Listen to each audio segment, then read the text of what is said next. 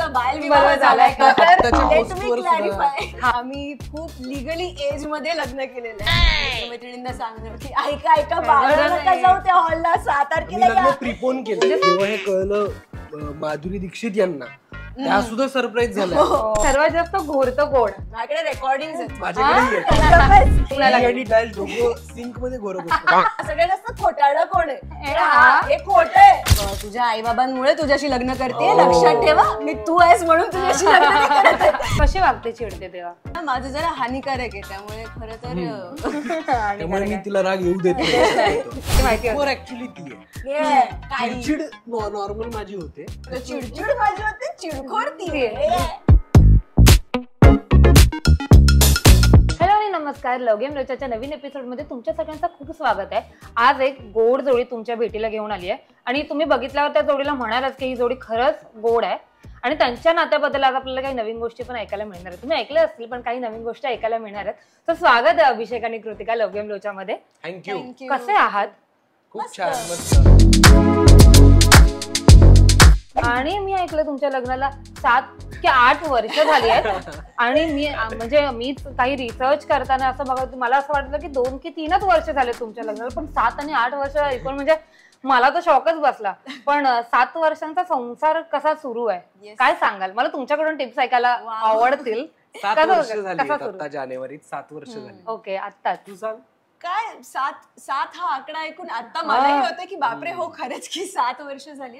पण खरं सांगायचं तर कसा संसार चालू आहे तर ते रोज नवीन काहीतरी कळतंय आणि अजूनही तेवढंच नाविन्य उरलंय.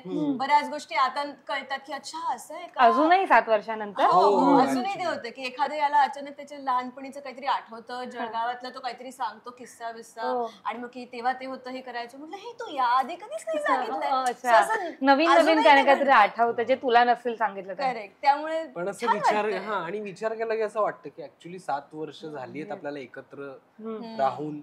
असा आकडा ऐकल्यानंतर थोडस सरप्राईज व्हायला होतं. पण त्याच्यात अजूनही आम्हाला सरप्राईज एकमेकांना आम्ही करत राहतो. काहीतरी नाविन्य नात्यामध्ये असं सापडत राहतं आणि कामात असतो आपण, एकमेकांबरोबर छान फिरतो, चांगले चित्रपट बघतो, चांगला वेळ घालवतो. या सगळ्या याच्यात 7 वर्ष कुठे गेली 7 वर्ष असा प्रश्न आम्हालाही पडतो. पण छान आणि खूप मज्जा चालू आहे, खूप छान प्रवास चाललाय. ओके. पण आता 7 वर्ष आम्ही लग्नाचा प्रवास तुमचा ऐकणारच आहोत, पण आम्हाला थोडे वर्ष 7 वर्ष मागे घेऊन जाते तुम्हाला. पहिली जेव्हा तुम्ही एकमेकांना बघितलं होतं तो पहिला क्षण आठवतोय का? तो कसा होता? आठवतंय ना. कसा होता? कुठे भेटला होता आणि? आम्ही पुण्यामध्ये कृतिका एक नाटकाचं वर्कशॉप करत होती. एक्सप्रेशन लॅब नावाचं आहे तिकडे. आणि मी तेव्हा राज्यनाट्यामध्ये एक नाटक सादर केलं होतं. तर मी आणि अमृता आम्ही दोघंही त्या नाटकात होतो आणि एक रिकामी बाजू असं त्या नाटकाचं नाव होतं. त्या राज्यनाट्याला आम्ही केलं होतं ध्यास या संस्थेतर्फे आणि आमची अख्खी टीम हिच्या वर्कशॉपला भेटायला गेलो होतो, चर्चा करायला. आम्ही स्टुडंट्स होतो म्हणजे मी पण काय शिकतच होतो असं नाही, पण म्हणजे तुम्ही त्या स्पर्धेत भाग घेतला होता त्यामुळे तुमचा प्रयोग आणि बक्षीसही मिळालं होतं, अमृताला मिळालं होतं आणि आम्ही गेलो. तेव्हा कृतिका म्हणून आले होते की अच्छा आता हे विनर्स आहेत. तेव्हा कृतिका तिथे दिसली आणि ती वर्कशॉप करत होती, थिएटर वर्कशॉप. तर मग तेव्हा आमचं जस्ट बोलणं झालं आणि मग त्याच्यानंतर म्हणजे तो पहिला क्षण आहे ज्या वेळेला आम्ही एकमेकांना बघितलं की मी सांगत होतो माझा नाटकाचा अनुभव कसा आहे किंवा कसं वाटतंय आणि कृतिका समोर बसली होती, ती पण काय प्रश्न विचारत होती नाही. मी जस्ट तेव्हा नुकतीच पुण्यात आले होते, मी मूळची नाशिकची आहे. मी जस्ट पुण्यात आले होते आणि मला नाटकाशी संबंधित काहीतरी करायचं होतं म्हणून मी ते वर्कशॉप जॉईन केलं होतं. सो तेव्हा पहिल्यांदा म्हणजे काय बघितलं तर तेही नक्की आठवतं. पण मग ते मला लिटरली आठवतंय की कृतिका कशी बसली होती, पण आठवतंय तर आठवतंय आता. म्हणजे मी काय त्याच्यासाठी मला वेगळं. मग पुढे कसं झालं तेव्हा? इंस्टाग्राम वगैरे नाही. ही गोष्ट आहे 2013 सालातली. 2013चं इनिशियल. म्हणजे 2013ची सुरुवात असेल आणि पुण्यामध्ये म्हणजे ही नाशिकहून आलेली, मी जळगावहून आलो होतो, मला बराच काळ झाला होता. पण आम्ही त्याच्यानंतर मग मी ठरवलं की मी एक नाटक लिहितो आणि ते नाटक डिरेक्ट करतो. आणि त्या नाटकासाठी मग मी कृतिकाला विचारलं की तू काम करशील. बरेच महिने आय थिंक महिने गेले गेले. लगेच वर्कशॉप नंतर वर्कशॉप नंतर बरंच काही नॉर्मल मी माझं कॉलेज करतेय ह्याचं पण मग कनेक्ट कसं झालं त्या वर्कशॉप नंतर पुन्हा एकदा 4-5 महिन्यांनी जेव्हा तू डिरेक्ट करायला गेला नाटकाचाच ग्रुप म्हणजे जो तो नाटकाचा ग्रुप होता त्याला मी नंतर जॉईन झाले होते ऑडिशन Okay, हा. आणि मग त्यानंतर काही दिवसांनी हा त्याचं नवीन नाटक लिहित होता आणि बसवायचं होतं मग तेव्हा त्यांनी विचारलं की ह्याच्यात हा एक रोल आहे तो तू करशील का आणि मला एनिवे नाटक करायचंच होतं मी नवीनच होते त्यामुळे मला असं की हो का नाही करायचं मग आमचं त्या नाटकाची तोवर छान मैत्रीला सुरुवात झाली होती तेव्हा तुम्ही पहिल्यांदा भेटला 2013च्या शेवटी आमची छान मैत्री झाली एकमेकांना मी ओळखायला लागलो असं ते असतं ना की ग्रुप असतो सगळेच एकत्र वेगवेगळी नाटकं करतायत एक फेस्टिवल केलं होतं की त्याच्यात 3 वेगळी नाटकं होती हा एका नाटकात होता मी एका वेगळ्या नाटकात होते सो असं ते हळूहळू ओळख ती म्हणजे होत गेली की अच्छा माहितीये हा एक जण अभिषेक देशमुख म्हणून कोणतरी आहे तो करतोय वगैरे आणि मग कट्टू त्याने त्याच्याच नाटकासाठी विचार असं ते आणि मग पुढे मैत्री किती वर्षांनी झाल्या प्रेमात कसे पडलात कोणी कोणाला पहिलं विचारलं कोणाला पहिलं रिअलाइज झालं कोणाच्या मनात लाडू पहिले फुटले असं काय झालं मला असं वाटतं ते आमच्या दोघांना असं कळलं नाही की कधी नक्की प्रेमात पडलो पण एवढं नक्की होतं की आम्हाला हे लक्षात आलं होतं की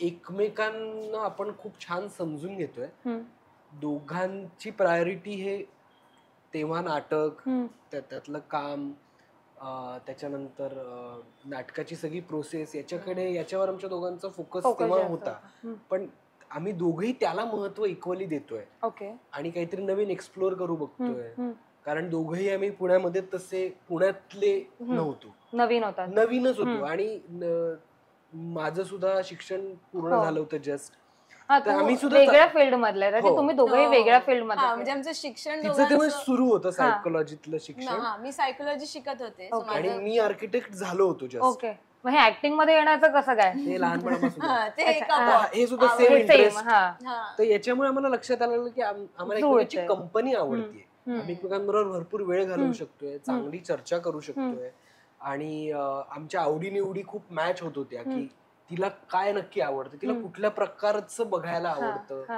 तर अशा याच्यात मग आम्ही नकळत एकमेकांना आवडायला लागलो आणि आम्ही प्रवास केला पुणे मुंबई कृतिकाची ऑडिशन होती तो एक मेजर किस्सा आहे ते पहिल्यांदा म्हणजे पहिल्यांदाच आलेलं तर ती पहिली डेट किंवा पहिलं प्रेमाचं रिअलायझेशन मुंबई पुणे प्रवास करताना झालं आणि ते आपण त्याला असं नाव नाही देऊ शकत की प्रेमातच त्या म्हणजे त्याला प्रेम म्हणतात याच्या पलीकडे ते होतं म्हणजे तुम्हाला एखाद्या व्यक्तीची कंपनी इतकी आवडते तुम्ही इतक्या कम्फर्ट मध्ये असता इतक्या गोष्टी तुम्ही शेअर करता की तेव्हा तुम्हाला कळलेलं असतं की कदाचित हीच ती स्पेशल व्यक्ती आहे म्हणजे ते काही न बोलता शब्दांच्या पलीकडे ते दोघांना कळलं होतं तेव्हाच म्हणजे पुन्हा मी काही बोलले ना तो म्हणजे असं प्रपोज कोणीच केले म्हणजे आजपर्यंत केलेलं नाही आम्ही एकमेकांना प्रपोज आपोआप एक मैत्रीचं रूपांतर प्रेमात होतंय ते एकमेकांनाही कळतंय की ओके हे काहीतरी वेगळं आहे हे काहीतरी स्पेशल आहे आणि त्याचं एक जाणीव दोघांना होतीये झालं कोणीच कोणाला विचारलं नाही मग लग्नापर्यंत किंवा रिलेशनशिप कसं सुरू झालं काहीतरी विचारणं भाग आहे ना रिलेशनशिप सुरू झालं म्हणजे आता अगदी हे शब्दात कोणी बोललं नसलं की मला तू खूप आवडतेस किंवा काय तरी आम्ही असं एकमेकांकडे बघितलं आणि एवढंच केलं की हीच ती व्यक्ती आहे जिच्या बरोबर खूप छान आपलं जमतंय आणि आपण हिच्याबरोबर जास्तीत जास्त वेळ घालवायला आपल्याला आवडतंय तर त्यामुळे तर त्या पुणे मुंबई प्रवासात आमचे असं म्हणू शकतो की आमचं ट्युनिंग झालं आणि आमचं रिलेशन मैत्रीतनं हळूवार प्रेमाकडे शिफ्ट झालं त्या प्रवासात बाहेर धुवाधार पाऊस आम्ही शिवनेरीतून जातोय आणि शिवनेरीतून जाताना धुवाधार पावसात आम्ही चर्चा करतोय कृतिकाची एक ऑडिशन होती मुंबईला आणि तिला ती फिल्म मिळाली हवाईजादा नावाची फिल्म तिने केली त्यात आयुष्मान खुराना आहे आणि विभूपुरी नावाचे दिग्दर्शक आहेत तर त्यातलं एक पार्ट कृतिका प्ले करणार होती त्याच्या ऑडिशन साठी तिला अचानक बोलवलं ती माझी म्हणजे पहिलीच ऑडिशन हिंदी सिनेमासाठी आणि ते काम तिला मिळालं त्याच्यामुळे ते अजून स्पेशल झालं की इतक्या स्पेशल कामासाठी म्हणून जातोय आणि तिथे आपलं ट्युनिंग जमतंय त्यामुळे मग ते तिथे आमच्या Realize नात्यावर झालं. शिक्कामोर्तब झाला. सो आपण आता मिहाय कोळीमध्ये आहोत आणि बघा आपल्याला Wow. खूप छान छान ड्रिंक्स त्यांनी आणून दिलेत. खायला पण येईल थोडा वेळ. सो ते खात खात आणि पीत पीत आपण गप्पा मारूयात आज. Yes, yes. पण आता तुम्ही पुणे मुंबई प्रवास म्हणालात, पण अगेन मी परत विचारते, कोणीतरी कोणाला तरी विचारणं भाग असतं. रिलेशनशिप किंवा तुम्ही डायरेक्ट जरी लग्नाचा निर्णय घेतला असेल तरी रिलेशनशिप मध्ये होतात का? हो, किती वर्ष? आम्ही 4 4 वर्ष वर्ष. हो, म्हणजे 4 प्लस लग्नाची 7. Yes. असं आहे. किती वर्ष ओळखतोय एकमेकांना. ओ, अच्छा. सो 2013 मग हे नकळत रिलेशनशिप सुरू झालं न नकळत म्हणजे विचारता आता असं की हा. आजकालच्या मुलांसारख्या नाही की तू आय लव्ह यू बोल, मी आय लव्ह यू नाही, म्हणतो, नाही. तसं नाही. तसं नव्हतं. हम्म. हे माहित होतं की प्रेम आहे हम्म. आणि सिरियस आहोत हम्म. रिलेशनच्या हम्म. बाबतीत, हम्म. कमिटमेंटच्या बाबतीत अतिशय सिरियस आहोत हे आम्हाला दोघांनाही जाणवलं होतं. हम्म. दुसरं मी माझ्या घरी सांगितलं होतं की, आणि ते कळलंच माझ्या आईला, कारण इतक्या वेळा किती कृतिकाचं दिवसांनी नाव कळलं? निघालं आणि ते आता प्रोसेस मध्ये आईला कळलंच. म्हणजे आम्ही जो Okay, पुणे हा. मुंबई प्रवास केला फोन तर आईला वगैरे. लक्षात आलं की हा तिच्यासाठी म्हणून पुणे तिच्याबरोबर मुंबईला गेला. गेला. हा, आणि नाटकाच्या वेळेला कृतिकाने खूप मदत केली, ओके. म्हणजे नाटकातल्या वेगवेगळ्या प्रॉपर्टीज, कारण हा. प्रायोगिक नाटक हो, होतं. हो. So त्यातल्या सगळ्या प्रोसेस मध्ये, त्यातल्या म्युझिक साठी, सगळ्यासाठी कृतिकाने स्वतःहून मला मदत केली. केलेलं, हा. आणि तिच्याही कामांमध्ये स्वतःहून मलाही मदत मी करत स्वतःहून होता. मदत केली, असं आमच्याकडनं झालं. हम्म. त्यामुळे घरी कळलंच कळलंच, होतं हा. आणि घरचं वातावरण खूपच मोकळं असल्यामुळे हा. त्यांना ते लक्षात आलं की असंच आहे. फक्त ते बघत होते की यांचं कितपत हे सिरियस आहे, कमिटमेंट लेवलला कितपत यांचं आहे, आणि हे त्यांचं स्वतःचं फील्ड ज्यात शिक्षण घेतलंय ते सोडून एका अनसर्टन फील्ड मध्ये दोघं काहीतरी करू पाहत आहेत आणि त्यात एकमेकांना चांगले समजून घेतात, कंपनी देत आहेत. त्यामुळे मग घरी सुद्धा माहित झालं आणि हे 4 वर्ष आमच्या घरी माहित होते की हे एकमेकांना आवडतात आणि कदाचित हे नातं आता लग्नापर्यंत जाणार आहे याची जाणीव आम्हाला दोघांना होती. तर अशा पद्धतीने ते झालं. मध्ये काम करत गेलो आम्ही. ती पण काही सिनेमे तिने केले, मी पण माझी पहिली सिरियल पसंत आहे मुलगी झी मराठीवर होती ती केली. तर तेही आमच्या लक्षात आलं की काम करता करता वेगवेगळ्या शहरांमध्ये, कधी ती पुण्यात, कधी ती नाशिकला, कधी मी मुंबईत, कधी मी पुण्यात, कधी ती नाशिकला, या सगळ्या याच्यामध्ये तुम्ही समजून घेताय का, काम हा फोकस तुमचा मेन राहतोय का, अंडरस्टँडिंग त्या लेवलला होते का, एका पेजवर तुम्ही दिवस संपताना येत आहे का, वेगवेगळं राहायचंय, वेगवेगळ्या गोष्टी करायच्या आहेत. त्या सगळ्या ह्याच्यातनं ते नातं मला असं वाटतं ग्रो होत गेलं.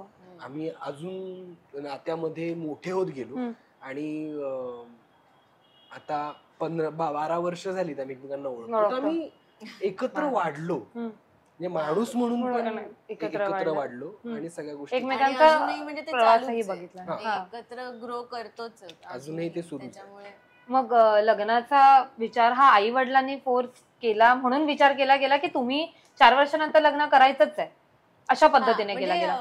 4 वर्षच नाही पण इव्हेंच्युअली करायचंच आहे हे माहित होतं की म्हणजे तेवढे सिरियस तुम्ही 4 वर्षामध्ये होता की लग्नच करायचंय आणि हे रिलेशनशिप लग्नापर्यंतच न्यायचंय? आमचं हे ठरलेलं होतं की लग्न करायचं आहे, कधी करायचं हा प्रश्न होता.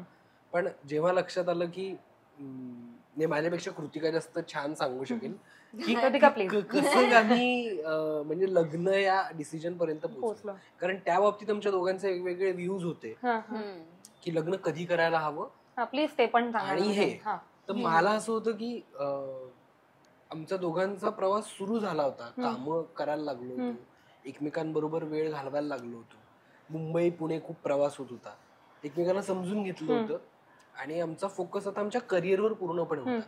अशा वेळी मला वाटलं की जर लग्न केलं, एकत्र राहायला लागलो, एक नातं अजून एक छान जर आपण दोघांचं मिळून सुरू झालं तर त्याची मदतच होणार आहे आपल्या करिअरमध्ये. एक स्टेबिलिटी येते, म्हणजे डोकं तुमचं फक्त कामामध्ये गुंतलेलं राहतं, एकमेकांच्या कामांमध्ये तुम्ही मदत करू शकता. त्यामुळे मला असं वाटलं की आता लग्न करायला हरकत नाही. ओके. पण तुम्ही अगदीच लहान वयात लग्न केलं असं आहे का? कारण की अजूनही आताही तुम्ही लहानच वाटताय, जरी तुम्ही 12 वर्ष ओळखता असं सांगताय आणि लग्नाची 7 वर्ष म्हणजे अजूनही आम्हाला लहानच वाटतं. पण लोक असं बरेच जणांचा प्रश्न काही लोक मध्ये कमेंट पण वाचली होती तुमचा बालविवाह झालाय का, तर लेट मी क्लॅरिफाय, आमचा बालविवाह झालेला नाहीये, आम्ही खूप लिगली एज मध्ये लग्न केलेलं आहे. हा म्हणजे मी लहान होते त्या मानाने लग्नाच्या दिवशी म्हणजे लग्न करताना. कारण म्हणजे ते लहान म्हणजे काय म्हणू शकतो आपण की साधारण आताच्या काळात ज्या वयात मुली लग्न करतात त्यांच्या तुलनेत कमी वयात लग्न केले असं आपण म्हणू शकतो. पण अगदीच खूप कमी नाही. मी काय 22 आणि 23 होणार होते. सो विच इज ओके होतं. ओके वय. कृतिका 22 होती आणि मी 29 होतो. ओके. आणि मला त्याहीपेक्षा महत्वाचं असं वाटतं की कृतिका 22 वर्षाची तेव्हा होती, पण मॅच्युरिटी तिच्यामध्ये खूप आधीपासूनच आहे. म्हणजे ती 22 वर्षाची आहे, छान आपण मस्त वेळ घालवतोय, ये लग्न असं तिचं कधीच नव्हतं. तिचा पॉइंट ऑफ व्ह्यू म्हणजे ही सगळी मजा मस्ती हे सगळं होतच, पण ही एक मोठी कमिटमेंट आहे. त्यानंतर लग्न झाल्यानंतर खूप गोष्टी सहवासानंतर बदलतात याची तिला पूर्ण जाणीव होती. म्हणजे ती पूर्णपणे तयार होती रिस्पॉन्सिबिलिटीज घ्यायला आणि ती पूर्णपणे तयार होती. पण म्हणजे मी हळूहळू तयार झाले, अगदी तयार होते नाही. त्या डिसिजन पर्यंत पोहोचायला म्हणजे ह्या वयात 22 वर्षांच्या मुली काहीच इनफ मॅच्युअर नाही. त्या इन्स्टावर रील वगैरे करत फिरताना आपण दिसतो. मला सुद्धा ते जाणवलं. नाहीतर मी पण कदाचित म्हणलं असतं की थोडं थांबूयात. पण मलाही ते जाणवलं की ते एक सर्टन लेवलची क्लॅरिटी आलेली आहे तिला सुद्धा. आणि होपफुली मला सुद्धा, मी 29 होतो, मला सुद्धा येत होती. तर हे मला लक्षात आलं की इथून या प्रवासाची सुरुवात, पहिलं स्टेशन, पहिलं टर्मिनल जे आहे जिथून आम्ही सुटणार आहोत, तिथे आमच्या डोक्यात कुठलाही गोंधळ नाही, आमच्या डोक्यात कुठलेही डाऊट्स नाही, आमच्या डोक्यात एकमेकांबद्दल कुठल्या शंका नाहीये, कुठलेही आमचे असे स्वभावातले पैलू नाहीयेत की जे तुम्हाला प्रश्नात पाडू शकतो की अरे आपल्या नात्याचं पुढे काय होईल. असं नव्हतं. ती क्लॅरिटी आम्हाला रिलेशनशिपच्या 4 वर्षात पूर्णपणे आली होती की ही व्यक्ती अशी आहे, हा माणूस असा आहे, ही अशी आहे, हा असा आहे. आणि आम्हाला माहित होतं की आपल्याला पुढे गुण अवगुण काय कशाशी डील करायला लागणार आहे याची कल्पना होती. बट एज डिफरन्स आहे राईट, 22 आणि 29, 7 वर्षांचा एज.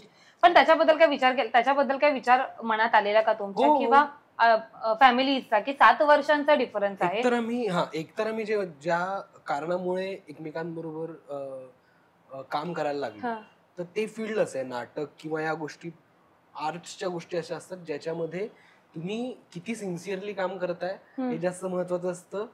एज फार महत्वाचं नसतं. म्हणजे कृतिकाने मला आठवत नाही कधी की भेटला एक काही दिवसात तुझं वय किती आहे असं विचारलं. मला तर सुरुवातीला म्हणजे आमची जेव्हा मैत्री ओळख होत होती तेव्हा मला माहिती नव्हतं याचं वय काय. बरं हा दिसतो लहान तेव्हाही, त्यामुळे तो अजून लहान दिसत. मला माहितीच नव्हतं वय काय. आणि आपण असं, आणि मला ज्या वयाची वाटलेली ती त्याच्यापेक्षा मोठी होती.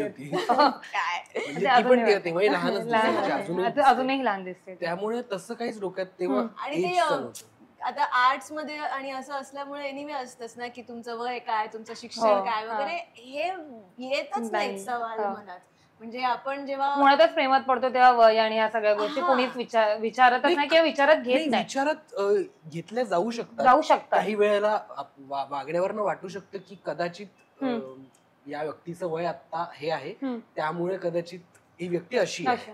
पण असं आम्हाला एकमेकांच्या वयाबद्दल नाही वाटलं. म्हणजे मला कृतिका तशी लहान असली तरी तिच्या बोलण्यात, तिच्या वागण्यात, तिच्या डिसिजन्स मध्ये, तिच्या इंडिपेंडंट असण्यामध्ये नेहमी एक मॅच्युअर व्यक्ती दिसली.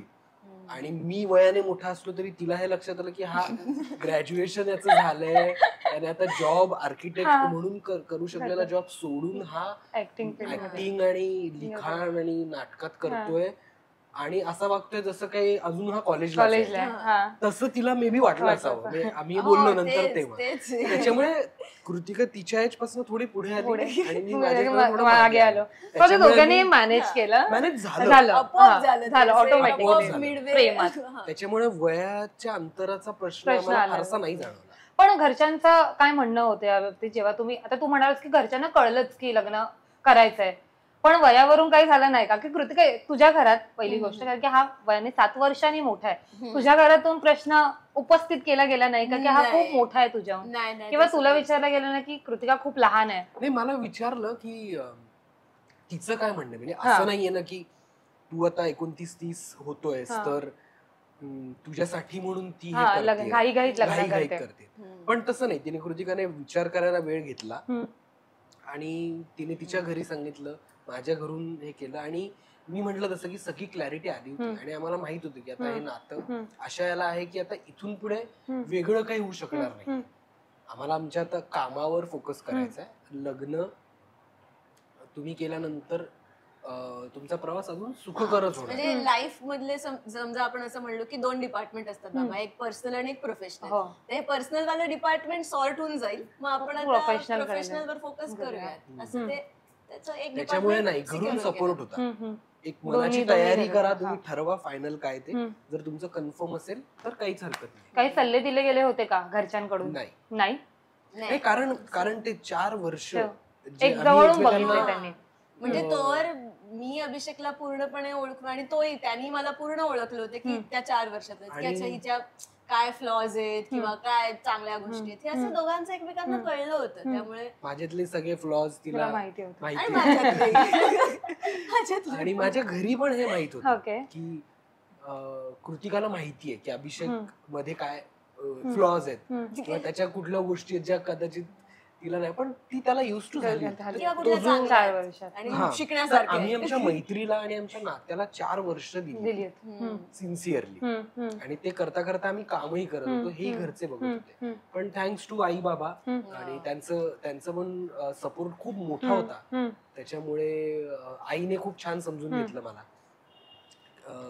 की काय डिसिजन आहे तुमचं, काय लुकआउट आहे तुमच्या नात्याकडे बघण्याचं. याच्याबद्दल मी माझ्या आईशी मोकळेपणाने बोललो. माझ्या बाबांनी मला खूप सपोर्ट केला, तर त्यामुळे आणखीनच ते सोपं झालं. तर फक्त आम्ही दोघं नाही, तर घरच्यांमुळे सुद्धा त्या गोष्टी खूप छान जुळून आल्या आणि आमचा प्रवास खूप स्मूथली सुरू झाला. आणि लग्न तुम्ही कोर्ट मॅरेज केलं राईट? हो. हा, पण त्याचं एक काय होतं, कारण की मी स्पेशली कृतिकाला विचारलं की मुलींचे ड्रीम्स असतात राईट, की मला लग्न असं करायचंय, मला लग्नात ही साडी किंवा लेहंगा घालायचा.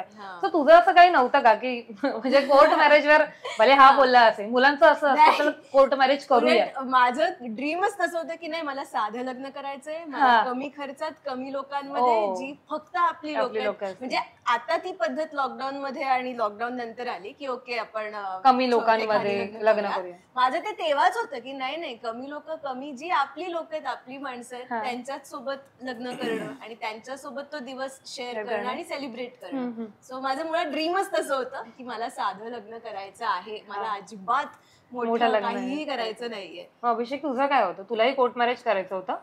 मी काहीच ठरवलं नव्हतं. मी असं माझं असं स्वप्न नव्हतं की आपण धूमधडाक्यात लग्न करू आणि सगळं करू. मला फक्त एवढंच होतं की एक चांगला सोहळा झाला पाहिजे, ओके, त्याला तुमच्या जवळचे मित्रमैत्रिणी आले पाहिजे, त्या सगळ्यांनी एन्जॉय केलं पाहिजे, आम्ही सुद्धा एन्जॉय केलं पाहिजे. आम्ही मंडपात फक्त बसून आहोत, थकलो, भूक लागली आणि बाकी सगळे आपल्यासमोर मजा करतात,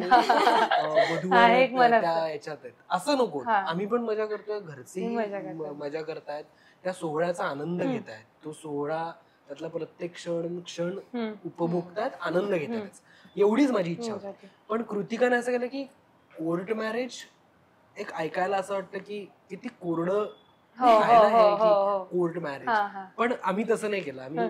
आम्ही कोर्ट मॅरेज केलं, रजिस्टर आले, आम्ही मोठ्या हॉलमध्ये, नातेवाईक होते, छान गजरे साड्या सगळे होते, आमचे मित्र होते ज्यांनी मंगलाष्टक गायली आणि आम्ही सह्या करून एकमेकांना हार घातले. त्या ठिकाणी आमचे गायक वादक मित्र जे आहेत त्यांनी सगळ्यांनी गाणी सादर केली, डान्सेस सादर झाले, नातेवाईक होते, तर असं सगळ्यांच्या सोबत तो एक सोहळा झाला. वेगळ्या प्रकारचा सोहळा झाला आणि ते एका दिवसात आटोपलं. आणि त्या दिवशी रात्री मित्रमैत्रिणींना पार्टी होती. ओके, सो जे लोक सकाळी नव्हते ते संध्याकाळी आले आणि त्यांच्याबरोबर आम्ही मनसोक्त नाचलो, पार्टी केली, मजा केली. त्या दिवशीच्या काय आठवणी आहेत, काय सांगाल एखादी आठवण मला दोघांनीही? मी खरं सांगू का, मला असं वाटतं की ते काल परवाच घडलंय. 2018 जानेवारी मध्ये आमचं लग्न झालं आणि असं वाटतंय की हे आत्ताच घडून गेलंय खरंच. आणि आठवणी त्याच्या त्याच आहेत की मित्र आहेत, घरचे आहेत, नातेवाईक आहेत, तुम्ही त्यांच्यासमोर हार घालताय, त्याच्यात मंगलाष्टक. आणि अजून एक ती बॅक स्टोरी की कसं म्हणजे फ्लेक्झिबिलिटी कशी असू शकते बाबा लग्नात, हे तर आम्ही झालं की कशा प्रकारे डिझाईन केलं म्हणजे आपण लग्न. लोच्यामध्ये सांगू शकतो. अरे हा तो वा, वा, वा. लग्नातला पुढचा एक तो विचार, किस्सा पुढचा जरा विचार. नंतर सांगू. माझ्या शोचा असा पूर्णपणे विचार केला गेला हा, ते लोच्या सेगमेंट मध्ये लग्नातली एक वा, वा, गंमत वा. सांगायची. सांगणार आहे. तर लग्नाचा दिवस खूप असा गेला, त्याच्यामुळे तो खूप आठवणीत आहे आणि अगदी काल परवा घडून गेल्यासारखं ते झालंय. म्हणजे ते फोटोज आम्ही कधी कधी बघतो आणि असं वाटतं की अरे हे आपणच आहोत आणि हे कधी घडून गेलं. आताही असेच दिसतोय आपण, असं वाटतं का? थँक्यू. पण काही काही वेळेला वाटतं असं की अरे फार काही कृतिकामध्ये तर ऍब्सोल्युटली फरक नाही पडलेला. तुझ्यावरती काही पडला नाहीये. म्हणजे हे कॉम्प्लिमेंट करायचं शो एकमेकाला कॉम्प्लिमेंट करतो. तुझ्यातही काही फरक नाही, माझ्यातही काही फरक नाही. एरवी एवढा चान्स मिळत नाही. पण मला एक विचारायला आवडेल, मगाशी पण आपण त्या विषयावर बोललो, लवकर लग्न करणं जसं तुम्ही केलं, 7 वर्ष झालेत, खूप एक्सपिरियन्स आहे तुम्हाला आमच्या सगळ्यांपेक्षा. पण काय म्हणजे काय फायदे आहेत, काय तोटे आहेत, ह्या 7 वर्षामध्ये तुम्हाला काय रिअलाइज झालंय?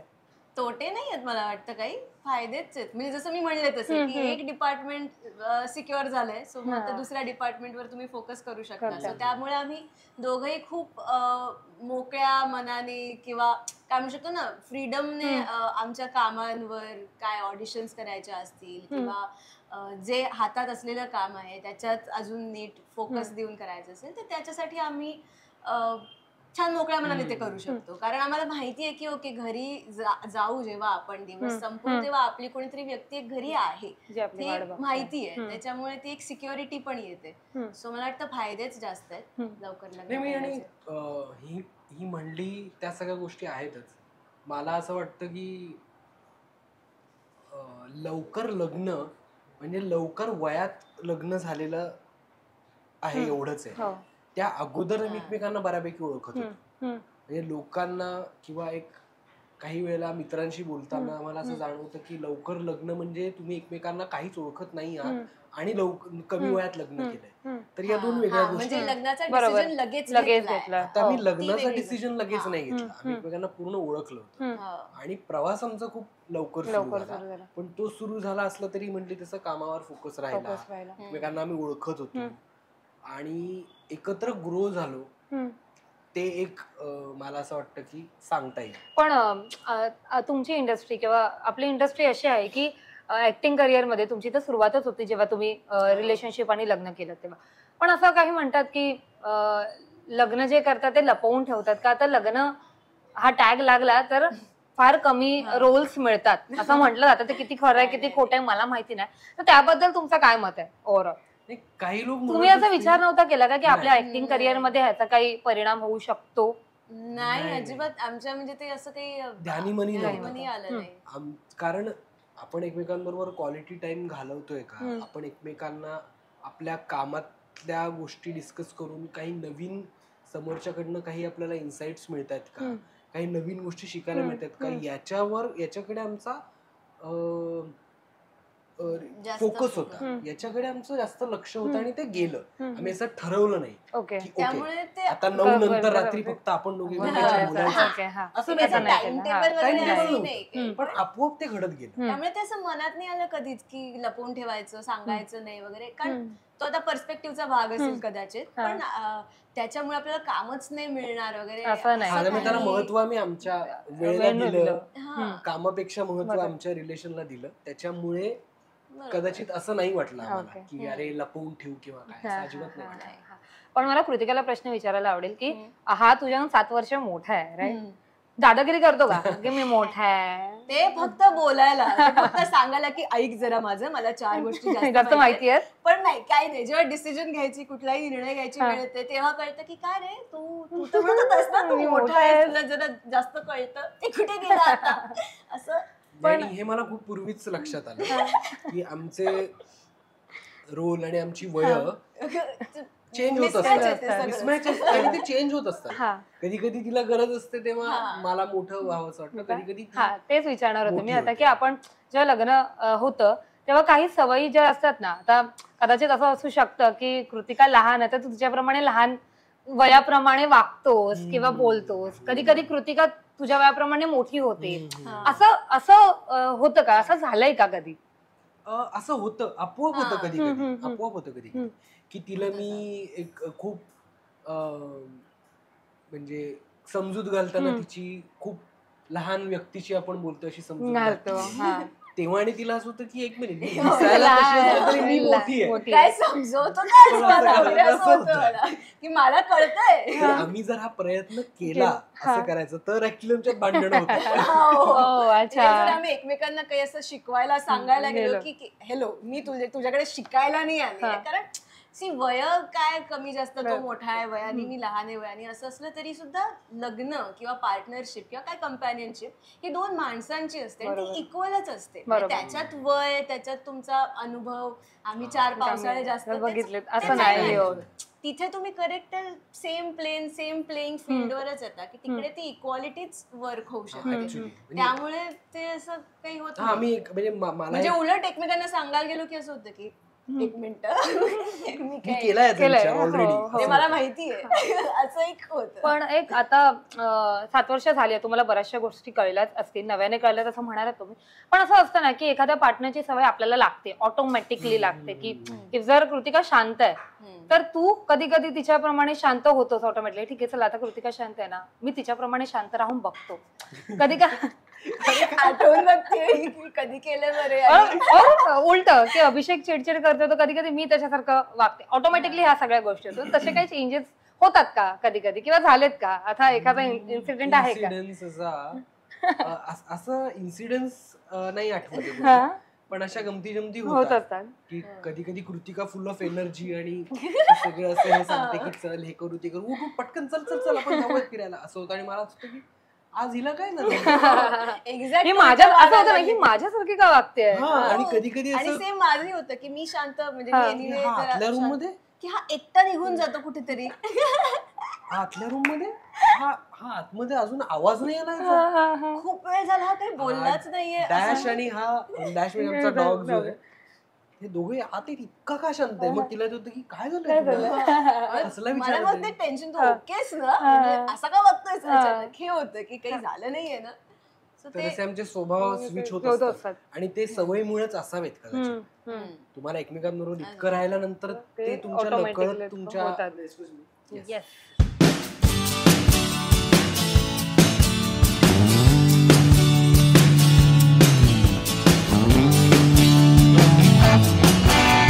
कृतिका, मला एक तुला प्रश्न आहे. लवकर लग्न केलंस, दोघे लवकर लग्नावरच अजून अडकली आहे, पण ऍक्टिंग प्लस एक आता लग्न झालंय, शेवटी एक जबाबदारी येतेच बाईच्या अंगावर. सो ती एक संसार सांभाळायचे एक प्रेशर होतं का की सांभाळायचंय प्लस ऍक्टिंग मध्ये आपलं नाव पण कमवायचंय आपल्याला, सो ते एक प्रेशर होतं का, आणि ते तू मॅनेज कसं केलंस, त्याच्यामध्ये कोणाकोणाची मदत झाली? हा, म्हणजे प्रेशर म्हणायला गेलं ना तर काय होतं की आपण एनिवे लहानपणापासून असं की लग्न, संसार हे शब्द ऐकले की आपल्याला असं एक दडपण येतं की बापरे फार मोठी काहीतरी गोष्ट आहे, आणि प्रत्येकाच्याच मनात ते येऊन जातं प्रत्येक मुलीच्या. त्यामुळे तसं एक नॉर्मल जे वाटतं ते वाटून गेलंच होतं. आणि मला म्हणजे मी घाबरलेही होते लग्नाच्या इव्हन आदल्या दिवशी. माझी जी रूममेट आहे जिच्यासोबत मी राहत होते तर ती तर अगदीच सांगेल की कृतिका घाबरलेली होती. असं झालं होतं. काय विचार करून घाबरले म्हणजे हे असतं की अरे उद्या आहे लग्न, उद्या ऍक्च्युली लग्न आहे आणि आता लग्न होणार आणि मग आता आपलं सगळं आयुष्य बदलणार आणि आता काय माहिती पुढे काय होणार आहे, काय लिहून ठेवलंय फ्युचर मध्ये वगैरे, असे सगळे या माणसाला झेलायचंय आयुष्यभर. ते असे काही थॉट्स येऊन जातच होते आदल्या रात्री. पण तेच सांगायचं वाटतंय मला की तसं काहीही नसतं. म्हणजे फक्त त्या शब्दांमुळे आपल्याला असं वाटतं किंवा इतके वर्ष कोणाकोणाकडनं आपण काय काय किस्से ऐकत असतो म्हणून आपल्याला ती भीती वाटत असते कोणाच तरी काहीतरी ऐकून.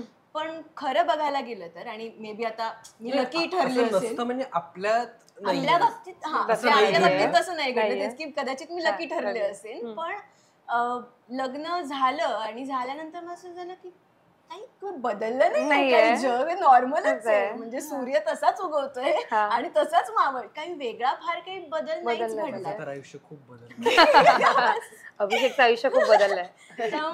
काही नाही. ते नंतर कळलं की ओके जर आणि अगेन आता हे थँक्स टू अभिषेक आणि अभिषेकची फॅमिली घरी म्हणजे आई बाबा त्याचे त्यांनी इतकं छान घरातलं वातावरण इतकं मोकळं ठेवलेलं होतं, इतकं समजून घेतलं, मला एकदम इझिली इन करून घेतलं फॅमिलीमध्ये. त्याच्यामुळे ते सहज शक्य झालं की ओके ही जस्ट एक आपल्या आयुष्यातली एक गोष्ट आहे, पण ह्याच्याने आपलं आयुष्य असं बदलतंय असं काही नाहीये. माणूस तर तोच राहतो. म्हणजे माझा जो मूळ स्वभाव होता 5व्या वर्षी 10व्या वर्षी 22व्या वर्षी आजही तोच आहे. माझा काय मूळ स्वभाव बदललेला नाहीये. आणि अभिषेकही जे पहिले होता तसाच आहे. आणि रादर आमच्यात मैत्रीचं नातं ते टिकून राहिल्यामुळे ते शक्य झालंय. सो काय कसरत अशी करावी लागली नाही तुला खास. थँकफुली ते आता ते अगेन की नशीबवान असेल मी कदाचित. प्रत्येकाच्या बाबतीत मे बी असं नसेल घडत, पण हा त्याचं दडपण आलं होतं. असं नाही हे नशिबावरच नसतं. तुमचं वागणं आणि रिलेशन साठी काय महत्वाचं आहे याचा विचार करत राहणं सुद्धा आणि स्वतःला रोज काहीतरी नवीन गोष्टी आपण ऑब्झर्व करतो, त्याच्यानंतर त्यातनं आपण काहीतरी शिकत जातो, तेही खूप महत्वाचं असतं. म्हणजे नुसतं लक वर नाहीये की अरे आपण स्वतःमध्ये पण थोडेफार काहीतरी चेंजेस करतच असतो, त्यामुळे कदाचित नकळत तिच्यामध्ये बदल केले. तिचं क्लिअर असतं की या गोष्टीला आता महत्व द्यायचं आहे की नाही. तिचं एखाद्या गोष्टीला ती महत्व देत नाही, ते मनाला लावून घेत नाही, ती सोडून देते. त्यामुळे कदाचित ती वेगळ्या चांगल्या गोष्टीकडे फोकस करून पुढे जाऊ शकते. सो आम्ही गोष्टी चांगल्या पद्धतीने पुढे नेतो की हा ठीक आहे, ही गोष्ट घडली ना, काही हरकत नाही, आता पुढे जाऊ. महत्वाचं काय, आपला क्वालिटी टाइम आपण महत्वाचे आहोत, आपली फॅमिली महत्वाची. गोष्टी घडतात, हे होतात, ते होतात, हरकत नाही, आपण महत्व कशाला. तसा पण एक स्वभावाचा भाग तिचा असल्यामुळे तिने सुद्धा कुठल्या गोष्टी मनात ठेवणं, दडपण घेणं, किंवा मी काहीतरी मॅनेज करते हे दाखवणं, हे किंवा बघा मी कसं, माझं कसं, असं तिचा स्वभाव अजिबातच नाहीये. त्याच्यामुळेही ते झालं, इझी झालं. आणि ते सहवासाने पण कळत जातं ना. म्हणजे लग्न झालंय वा छान असं नसतंच. म्हणजे नंतर तुम्हाला आयुष्य घालवायचं आहेच सोबत. आणि हळूहळू तुमचं तुम्हाला कळतं आणि काय करायला होतंय काय नाही होते. एकमेकांशी वागणं तुमच्या नात्याचं लक ठरवतं. तुम्ही एकमेकांशी कसे वागताय ते त्या गोष्टीवर पुढच्या काही गोष्टी अवलंबून असतात. आणि आपल्याला असं वाटतं की आपण लकी ठरलो. तर मी हे असं ऑब्झर्व केलंय की आम्ही जेवढ्या काळात एकमेकांना ओळखतोय, जेवढं हे नातं आमचं आहे, त्यात मला हे लक्षात आलंय की आम्ही एकमेकांशी काही पर्टिक्युलर वेळेला खूप नीट नॉर्मल वागल्यामुळे, योग्य गोष्टींवर फोकस केल्यामुळे आणि तसा विचार केल्यामुळे काही गोष्टी भविष्यात घडल्या. आणि आम्हाला असं वाटलं की आपण किती लकी आहोत. तर तसं नाही, त्याच्यासाठी आपण पण प्रवास असतो. टप्प्याटप्प्यावर व्यवस्थित काही वेगवेगळे एफर्ट्स घेतलेले असतात, आपोआप घेतले. म्हणजे असं नाही की खूप सॅक्रिफाईस केलंय, म्हणजे कोणी कोणाला न सांगता की हे कर, ते ऑटोमॅटिकली स्वतःहून केलेले बदल असतात. त्या नात्यासाठी तुम्ही काही ना काही गोष्टी करत राहता आणि मगच ते नातं वर्क होतं. ते दोन्ही साईड आपोआप पण चांगल्या गोष्टी घडतात. तुम्हाला असं वाटतं की आपण लकी आहोत, पण ते दोन्ही असतात. कृतिका, तुला विचारायचं की आता तू फॅमिली म्हणाली, अभिषेकची फॅमिली म्हणाली, तर तुझं तुझ्या सासू सासऱ्यांबरोबर नातं कसं आहे? आणि एकूणच तुझ्या नंदेबरोबर तर नातं आम्ही बघतो सोशल मीडियावर डान्स वगैरे करतात. सो ओव्हरऑल फॅमिली बरोबर तुझं नातं कसं आहे? जमवून घ्यायला काही डिफिकल्ट वगैरे पडलं का? कोणी तुझा असा प्रवास इझी करून दिला फॅमिलीमध्ये मॅनेज होण्यासाठी? मी तर म्हणजे सगळ्यात मेन तर आईच मला वाटतं की सासूबाई ज्या आहेत त्यांनी, कारण त्या इतक्या मी सांगते ना की आत्ताच्या काळातल्या आपण जो विचार केला ना त्या याही पेक्षा पुढच्या काळातल्या, म्हणजे त्या मॉडर्न विचारांचे असं म्हणू नाही शकत, त्याच्याही पलीकडचे आहेत त्यांचे विचार. इतक्या त्या ओपन माइंडेड आहेत, इतक्या त्या प्रेमळ आहेत, इतक्या त्या सामावून घेणाऱ्या आहेत. त्यांनी म्हणजे मलाही लगेच वेलकम केलं किंवा आता प्रसादला सुद्धा त्यांनी ज्या पद्धतीने फॅमिलीत इन केलंय, सो ते आय थिंक त्यांचंच आहे क्रेडिट की त्या खूपच. आणि खरंय. आणि अमृता इव्हन बाबांबरोबर, आणि बाबा सुद्धा, बाबा पण अरे ते तर त्यांच्याशी तर गप्पा, म्हणजे आम्ही वेगवेगळ्या फिल्म्स बघतो एकत्र. ते मला असं अचानक कधीतरी फोन करून विचारतात की अगं ती त्या दिवशी तुझ्याकडे बघितली होती फिल्म, तिचं नाव काय होतं? तर ते मुळात एकतर दोघं रसिक आहेत, आई बाबा दोघे. ते दोघं, त्यांना कलेची आवड आहे, कलेविषयी ओढ आहे, प्रेम आहे. त्यांची दोन्ही मुलं कलाकार, त्यामुळे ते. आणि सोन आणि जावई पण कलाकार, सगळेच कलाकार. म्हणजे ते असं छान जुळून आलं आणि छान खेळीमेळीचं वातावरण आहे. छान वाटतं कृतिकाचं माझ्या आईशी, माझ्या बाबांशी आहे बघताना. तुला कसं वाटतं? हो, ऍक्च्युली मी तेच सांगणार होतं, कारण आता तुम्ही बोलत असताना मी इमॅजिन केलं किंवा माझ्या डोक्यात आलं की अरे हा हो असंच आहे. पण छान आहे कृतिकाचं माझ्या आईशी माझ्या बाबांचे खूप स्टेबल आणि खूप मैत्रीपूर्ण खूप मोकळं नातं आहे. आई कृतिकाशी खूप मोकळ्या विषयांवर बोलू शकते, माझे बाबा बोलू शकतात. आमच्या घरी गेल्यानंतर मी तासन तास गप्पा मारतो, एकत्र कुठे जायचं असेल तर त्यानुसार ठरवतो. म्हणजे आईने तर आम्हाला दोघांना कुत्रा आवडतो, कृतिकाला कुत्रा लहानपणापासून आवडायचं. आमच्याकडे डॅश आहे, त्याला सुद्धा इतकं आपलंसं आईने आणि बाबांनी केलं. त्यांना खरं तर पहिले भीती वाटायची, पण त्यांनी आमच्यासाठी म्हणून त्याला आपलंसं केलं. आणि आता आमच्यासाठी हा शब्द बाजूला राहिला, त्यांनाच त्यांचं प्राणी प्रेम जागृत झालंय. सो असं आईकडून हिच्याकडून अशा त्या सगळ्या गोष्टी. तुला आठवतंय का मी मजे तुला लग्नाच्या आधी म्हणायचे की मी तुझ्या आई बाबांमुळे तुझ्याशी लग्न करते, लक्षात ठेवा मी तू आहेस म्हणून तुझ्याशी माझे आई बाबा त्यांच्याशी खूप असं मजेत म्हणायचे. पण ते ऍक्च्युली खरं होतं की तो जो ट्रस्ट एक बिल्ड झाला, म्हणजे जी 4 वर्षाच्या पण नवऱ्याबरोबर लग्न करताना फॅमिलीशी जोडणं पण तेवढंच महत्वाचं असतं, राईट? हा, आणि तो ट्रस्ट बिल्ड होणं महत्वाचं, म्हणजे तो विश्वास असणं ते मला वाटतं महत्वाचं असतं. ते एकदा तो असेल तर तुम्ही मोकळेपणाने छान आयुष्य घालवू शकता. पण मला प्रश्न आठवला अभिषेक तुझ्यासाठी की काही जे मुलं ऐकतो ना आपण की बायको आणि आईला दोघींना एकत्र मॅनेज करणं खूप डिफिकल्ट होतं, खूप डिफिकल्ट होतं. तर त्यांना तू काय सांगशील, तू कसं मॅनेज करतोयस? काय करावं त्यासाठी मुलांनी? स्पेशली मुलांनी काही बोलू नये, शांत बसावं, दोघींच्या कंप्लेंट्स एक साईडने ऐकून घ्याव्यात, दोघींच्या कंप्लेंट्स ऐकून घ्याव्यात. असं तर खूप कमी वेळा होतं की कंप्लेंट्स मी ऐकतोय. एक्झॅक्टली, खरं तर मी तुला सांगते उलट होतं. माझ्याच कंप्लेंट्स दोघींकडे असतात, दोघी करत असतात. आम्ही एकमेकांशी शेअर करतो, ह्याच्याच कंप्लेंट्स असतात त्या. अभिषेकनं काय कसा रिएक्शन काही सांगता येत नाही, असा का वागला, मग ही सांगते की तो तसंच करतो. त्याच्यामुळे त्यांनी ना त्या दिवशी हे केलेलं, ते होतं आमच्याकडे. आम्ही भेटलो की ते असं की अहो तुम्हाला सांगते असं करून जे सुरू होतं, त्यामुळे त्याला काही सहन नाही करायला लागत. अरे किती मोठ्याने बोलतोयस फोनवर, काय तू, अरे हळू लाऊडस्पीकर वर आहे वगैरे असं. पण असं काय तुझे मित्र तुला येऊन कधी अरे यार बायकोने आईला सांभाळणं म्हणजे किती डिफिकल्ट आहे यार, तू असं ऐकत तर असशीलच ना, तुझं काय मत आहे त्यावर? हे मला ना खूप असे जनरलाइज्ड म्हणजे विनोदाचे मुद्दे वाटतात की असे असतात ना की नवरा बायकोचे काही जोक्स असतात. पण काही बघ ना, आपण बघतो जे लग्न झालेले मुलं भेटतात तेव्हा त्यांचे विषय तर हेच असतात ना, अरे आज आईने हे सांगितलं, अरे आज बायकोनी हे सांगितलं, अरे दोघींमध्ये ऐकायला कंटाळा येतो यार. म्हणजे हे मुलांचे जनरली विषय असतात. माझ्या मित्रांमध्ये काही वेळेला तसे घडलेत, माझ्या बाबतीत घडले नाहीत. पण मी त्यांना सल्ला तोच देतो की तुम्ही शांत राहा, तुम्ही सॉरी दोन्हीकडे तुम्हाला म्हणता यायला पाहिजे, आईकडे आणि बायकोकडे. एवढंच मी त्यांना सांगतो. माझ्यावर कधी ती वेळ आली नाहीये, पण असं असावं. किती लोकांकडे मी पण ऐकलं की दोघींना मॅनेज करायचं खूप डिफिकल्ट, एकीकडून हिचं ऐकायचं, एकीकडून तिचं ऐकायचं. तुम्ही खा प्लीज. एकत्र जे खूप राहतात, सून आणि सासू एकत्र राहतात आणि त्या ठिकाणी असं होत असावं, मला असं वाटतं की रोज पण एकत्र छान राहूच शकतो. तेच मी सांगतोय की तसं होत असावं. पण आम्ही एकत्र राहिलो तर ऍक्च्युली खूप जास्त मजा येते. म्हणजे मी तर कृतिका पण आईला बोलवत असते ठाण्यात आमच्याकडे राहायला या, पुण्याला गेलो की आम्ही एकत्र गप्पा मारतो, मजा आहे. मग कृतिका, आता त्यांनी मुद्दा उपस्थित केला की एकत्रित राहणे.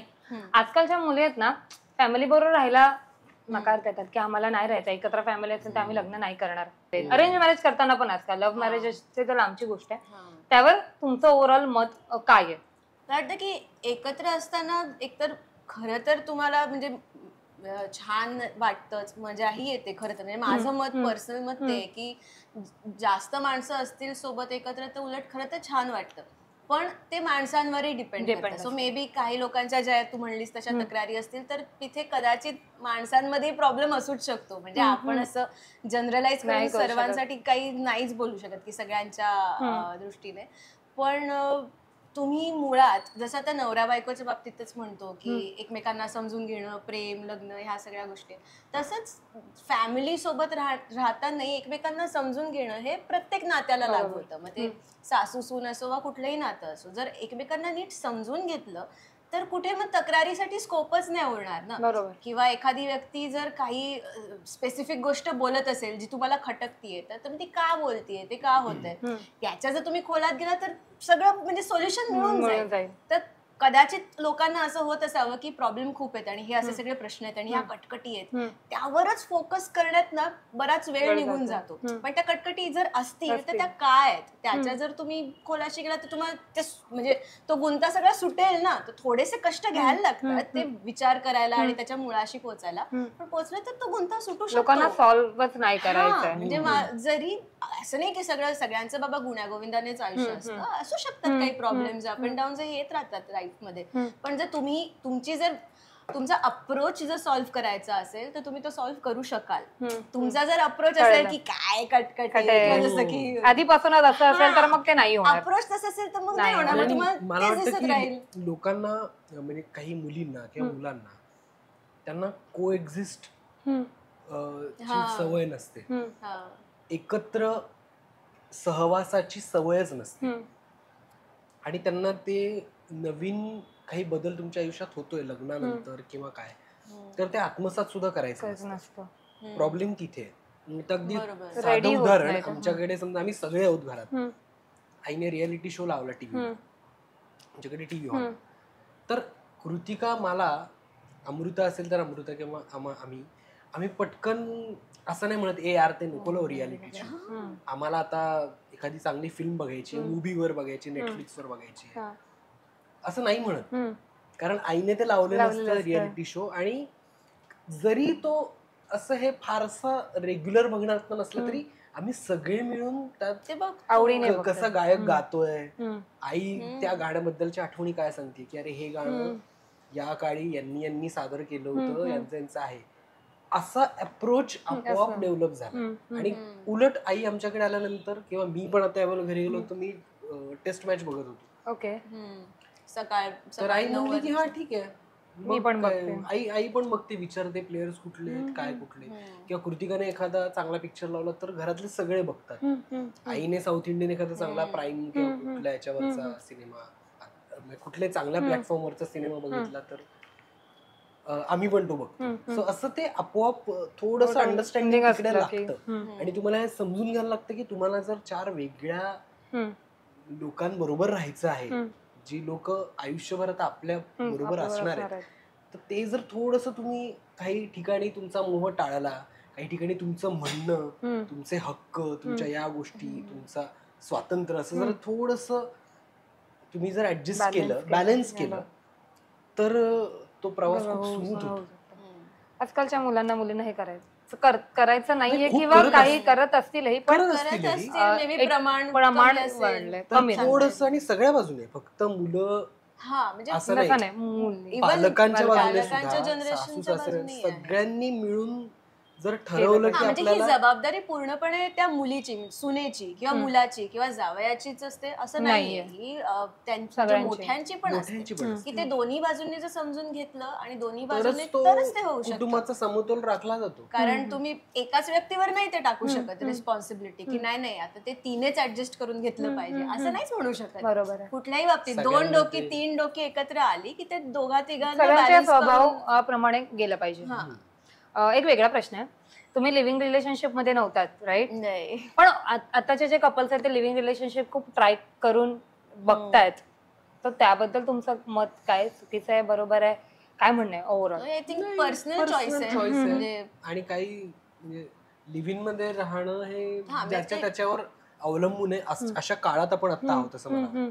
कारण आपण सगळ्याच बाबतीत जर लिबर्टी घेतो, आपण प्रत्येक गोष्टीत व्यक्ती स्वातंत्र्याबद्दल बोलतो, आपण आपलं स्पष्ट वक्तेपणाबद्दल बोलतो, मत व्यक्त करतो, सोशल मीडियावर आपण स्वतःला तसं प्रेझेंट करतो, या सगळ्या गोष्टी जर इतक्या स्वतःशी रिलेटेड आहेत तर मला वाटतं की तो डिसिजन सुद्धा ज्याचा त्याचा असावा. आणि जर एखाद्या 2 व्यक्तींना वाटलं की त्यांनी एकत्र राहायचंय लग्नाव्यतिरिक्त तर तो त्यांचा प्रश्न आहे. तुम्ही तुमच्या आजूबाजूच्या लोकांना, तुमच्या पालकांना, मित्रमैत्रिणींना विश्वासात घ्या आणि त्यांचा विश्वास संपादन करण्याजोगं जर तुम्ही काही करत असाल तर तुम्ही राहा. सो असं काही विरोध किंवा असं काही म्हणणं नाही. योग्य अयोग्य वगैरे असं काही काहीच नाही. आणि मला असं वाटतं लग्न किंवा या गोष्टी या तुमच्या मनात आणि तुमच्या डोक्यात असतात. म्हणजे असं पण आहे की लिव्हिंग मध्ये आम्हाला राहायचंय म्हणून लग्न झाल्यासारखेच राहायला लागतात आणि त्यांचं वागणं तसंच व्हायला लागतं. आणि काही लग्न झालेले असे असतात जे लिव्हिंग मध्ये एकमेकांना स्वातंत्र्य देतात तसेही राहतात.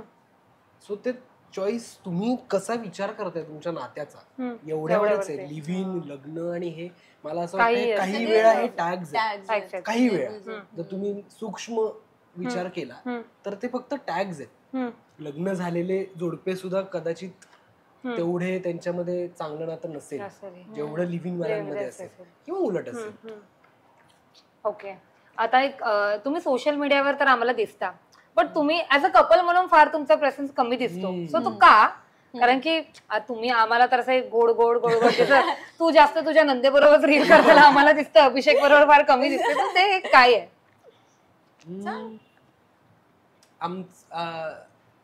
एकतर 2012-13 नंतर जेव्हा आमचं रिलेशन सुरू झालं आणि आम्ही एकमेकांना ओळखायला लागलो, प्रेमात पडलो, त्यावेळी ऍक्च्युली सोशल मीडियावर टाकण्याचं असं काही कारण आम्हाला तेव्हा सापडलं नाही.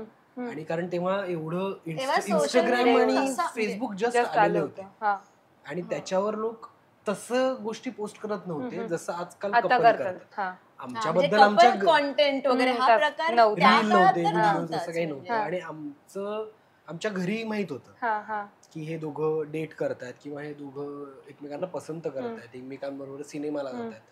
त्यामुळे कोणाला काही दाखवण्याची आम्हाला तेव्हा हेच गरज नाही वाटली. त्यावेळेला आमच्या सोबत कुठला असा कार्यक्रम, असे कपलचे शोज नव्हते, काही गोष्टी. त्यामुळे थोडक्यात हे की आम्हाला तशी सवय नाही लागली की आपलं नातं कुठेतरी आपण एक छान लोकांसमोर ठेवूयात आणि त्यांचं काय म्हणणं आहे, कॉम्प्लिमेंट्स घेऊयात, हे करत असं तेव्हा फार नव्हतं. त्याच्यामुळे आमच्या नात्याच्या मुळाशीच तो एक हे नाहीये. त्याच्यामुळे आम्ही जर एक छान फोटो काढला इकडे तर आम्हाला पहिलं असं नाही वाटत की अरे हा आपण इंस्टाग्रामवर टाकूया. आम्हाला असं वाटतं की अरे किती छान फोटो आला. पण कधीतरी आता अॅनिव्हर्सरी असेल किंवा वाढदिवस असेल तेव्हा आम्ही टाकतो आणि ते तेवढा पुरतं. किंवा आता फिरायला जाऊन आलो त्याच्यामुळे त्यावेळेला तेव्हा आम्ही टाकतो. कारण ते कधीतरी स्पेशल कुठल्या तरी बाहेरच्या देशात जाऊन फिरायला जाणं असं कधीतरी होतं. त्याच्यामुळे तशा खूप कमी आम्हाला वेळेला असं वाटतं की आपण सोशल मीडिया किंवा असं पोस्ट करावं, एवढंच कारण. बाकी ज्यांना आवडतं त्यांनी करावं. आम्हाला कधी वाटलं मनापासून तर आम्ही कधीतरी करतो, पण तेवढं प्रमाण नाहीये. कृतिका, मला तुला विचार, तू नाशिकची आहेस आणि हा खानदेशी जळगावचा आहे, पण तू खानदेशी भाषा काही शिकली आहेस का? शिकले नाही आम्ही, पण आमचे म्हणजे माझ्या वडिलांची साईड जी आहे ती 40गावचीच आहे, त्यामुळे मी सुद्धा ऍक्च्युली खानदेशी झाली. वाढले नाहीये त्या भागात. पण काय वेगळं असं कळलं का जेव्हा तू ह्याच्या फॅमिलीमध्ये आलीस? खानदेशी असा काही वेगळं असं पदार्थ वगैरे काय शिकलीस का बनवायला? काय शिकली? भरीत, एक तर वांग्याचं भरीत मला आईने हिरव्या वांग्यांचं भरीत. ओके, ते छान अगदी कांद्याची पातळी वगैरे ती प्रॉपर रेसिपी आहे, ती मी शिकली आहे. आणि शेवभाजी, हा, पण मी केली नाहीये कधी शेवभाजी, मला खायला आवडते. हा, तर ते शेवभाजी आम्ही फार मस्त बऱ्याचदा खातो. तिखट, खानदेशी तिखट पदार्थ चमचमीत एकदम, तिला खायला आवडतो. आणि असा प्लॅन आम्ही करतो की यावेळेला आता खानदेशी काहीतरी खाऊ. पण सासूकडे जायचं, तुझ्या सासूला काय आवर्जून करायला सांगते की आई मला हे खायचंच आहे तुमच्या हातचं, तर काय असेल तो पदार्थ, काय असतो?